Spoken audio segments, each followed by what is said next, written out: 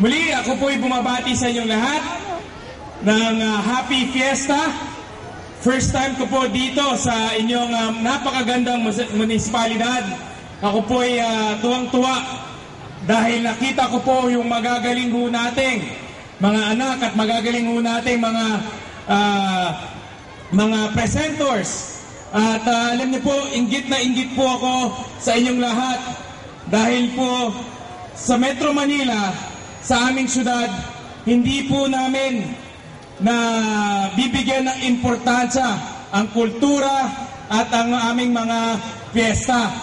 Dito po nakikita ko na ang inyong alkalde binibigyan po ng kahalagan at binibigyan po ng importansya ang kultura at ang lahi ng Narvacan. Kaya po itong araw na ito, ako po ay masayang-masaya dahil nagkaroon po tayo ng isang makaisay-sayang relasyon. Ito pong sister city natin sa Valenzuela City at sa Narvacan ay umpisa na po ang magandang relasyon, matibay na relasyon, at importante po dito, magkakaroon tayo ng tulungan sa bawat isa. Ako po ay nangangako na pagbalik ko po sa Valenzuela, buong puso ko pong ipopromote at tutulungan ko pong makilala ang inyong piyesta sa aming syudad.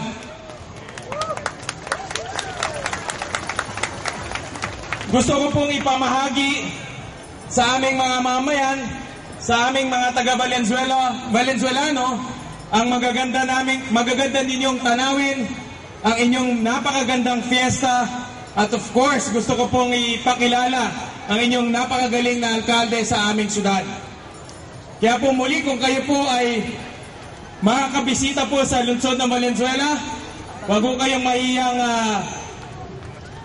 pumunta po sa aming City Hall at bilang inyong sister city, bibigyan ho namin kayong kahalagan at sigurado bibigyan namin ho kayo ng importansya.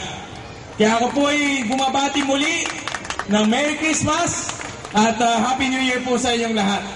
Ganda nga po.